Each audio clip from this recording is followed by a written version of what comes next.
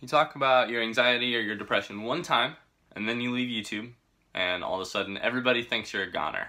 Hey beautiful people of the internet, my name is Ryan, and honestly, I'm flattered. How could I not be flattered? Thank you guys for the response to the last video. I have been kind of like living in the comments of that last video for the last couple days, just kind of reading through. I responded to most of them, and it was just really meaningful to see a lot of the stuff that you all wrote there, and it made me question a ton why I ever left in the first place. But actually that's what I'm going to talk about here in a second.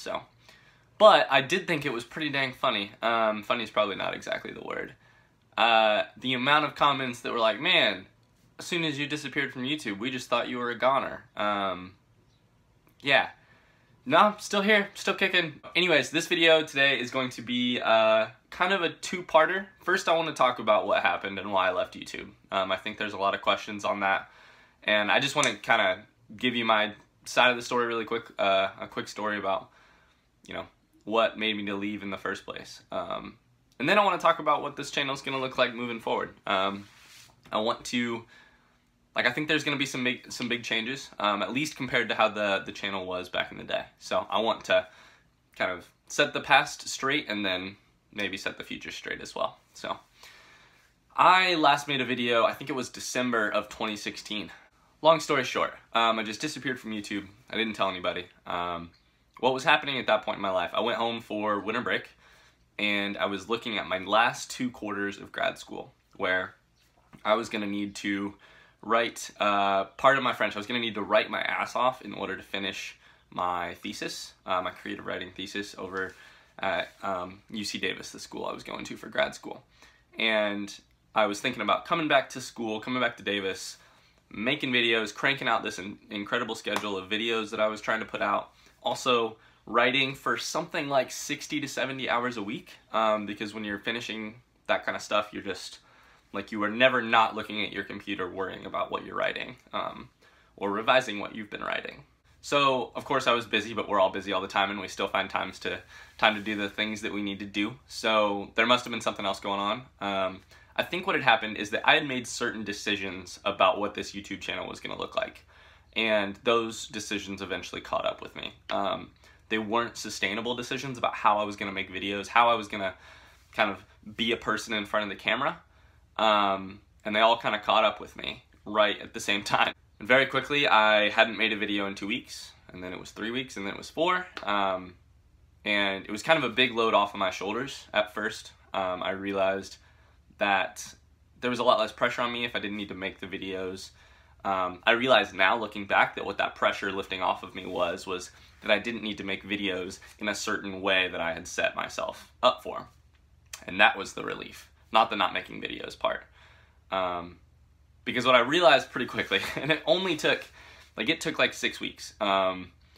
6 weeks of me mostly feeling good about not having to make stuff and not having this extra drag on my time. And I was writing so well and was getting so much done. But I realized pretty quickly, like 6 weeks in, I was like, I miss the hell out of the people that I would talk to about these books, about these short stories, about my life in general.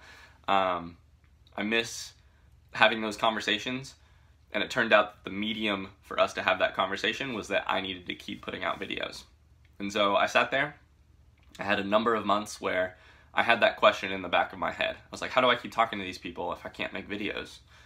And so what I did is I wrote way too much, and then I graduated and I defended my thesis, and it went really well. And then I needed to move back to Indiana. So I moved back to Indiana, and I got a job, and I started putting my life together. And in the back of my head the entire time, there was this question of, are you gonna, start the YouTube channel again? Are you ever gonna go back? I actually, this is, I wasn't planning on talking about this, but I'll talk about it. So there was an interview I did because of something completely not really related to YouTube. I did a podcast interview at my undergrad, my alma mater, Wabash College. And I will include the link to that podcast down in the description below, because I mentioned this YouTube channel a lot. And I hadn't talked about this YouTube channel in like 6 months. And all of a sudden, the host, Rich, who's a really good guy, he had always liked my videos, or had always watched them, at least. And he asked me about what had happened.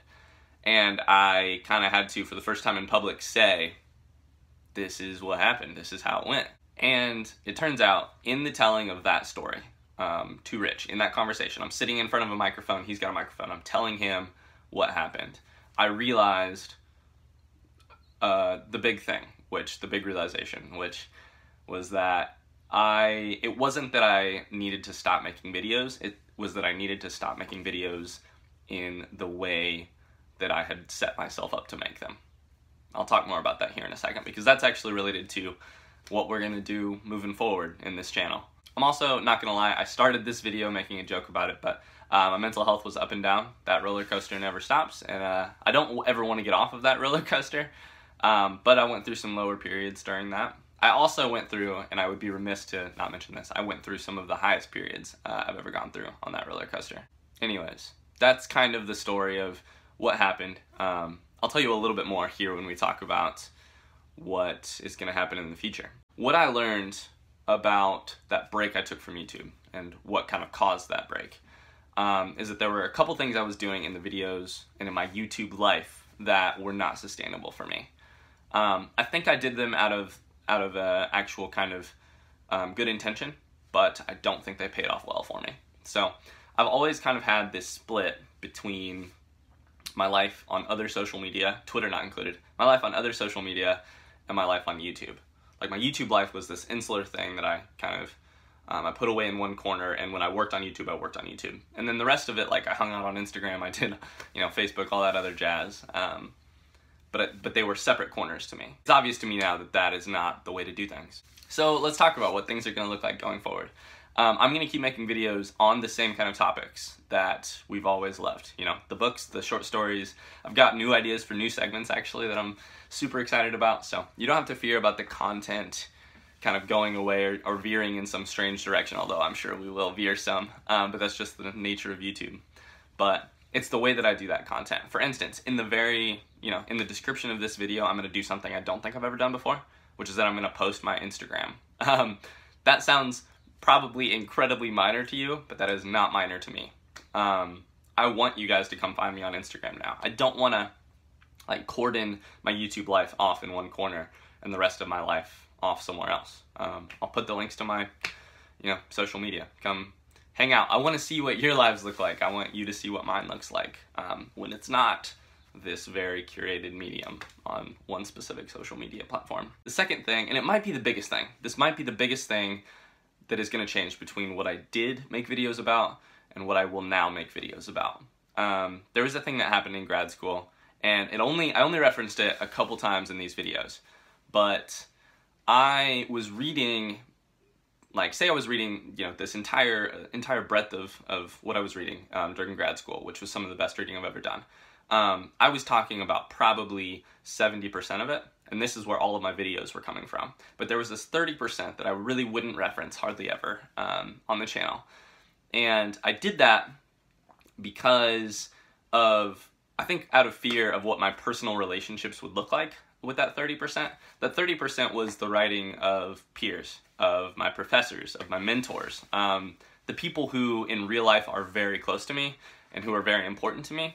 And for some reason, old Ryan thought that because they were so important to me, that would be a great reason not to talk about their stuff. Actually, give me a second. Okay, one of the best books that I read in all of 2017 is a book called Dear Friend, From My Life, I Write to You in Your Life. And I will make a video about this book someday, probably very soon. It's by Ian Lee. She was a professor at Davis. She was on my thesis committee. I defended my thesis in front of her. I was in her workshops. This is a book that if we were on the old YouTube channel, I wouldn't talk about because out of some fear of affecting my relationship with Ian. That seems like such bullshit now. Like, this is one of the most important books that I read in the last 5 years. It was definitely like top 2 most important books I read last year. And to not be able to talk about that is, again, to just make this channel some kind of like less, make it less real, make it cheaper. So that's the thing that's going to change. I'm going to talk about the books of people I love, let alone the books I love. And I'm going to talk about things in probably a more real way than I've ever talked about them. yeah, I'll say more later. Okay, and the last thing that I am going to change moving forward on this YouTube channel, you can maybe tell it already.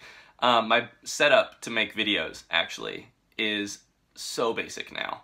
I know that also probably sounds like a minor thing, but I cannot tell you how important this is. The hurdle to go from laying in your bed underneath the covers depressed or anxious to getting out of bed and making the video and getting a video out onto YouTube, that's a high enough hurdle anyways. Like, life is difficult enough to get from that place, to get the energy to go do the thing. What I don't need, and this is what I used to do, what I don't need is to have to set up a whole camera, computer, camera card, like charging situation to move it to an editing app on my computer so that I can then export it to a hard drive that I can then use to export it to YouTube. What I don't need is any of that confusion. What I'm doing now takes me, I swear to you, 1/4 of the time that it took me in the old days to make a video and get it out onto YouTube. This probably means that some parts of the technical difficulty of a video are just not going to be there. Like, I'm probably going to do a lot more just talking straight to camera, less music, less editing, that kind of thing. But that is so incredibly important for my sustainability on this platform. I still obviously am going to do my very best to put out the high quality book reviews and content that I want to see in the world and that I know you guys want to see in the world. What I'm not going to do is cater to the needs of some dumb machine in order to make those videos look one certain way. So I have talked for way too long at this point, so I'm going to stop rambling, but I think the general gist is that I'm going to stop holding this YouTube channel at arm's length, holding you all at arm's length. I think I'll bring it in a little. I think this is a group hug metaphor. I'm just not exactly nailing it, so group hug. Alright, I will see you all in a video very shortly. Until then, best wishes.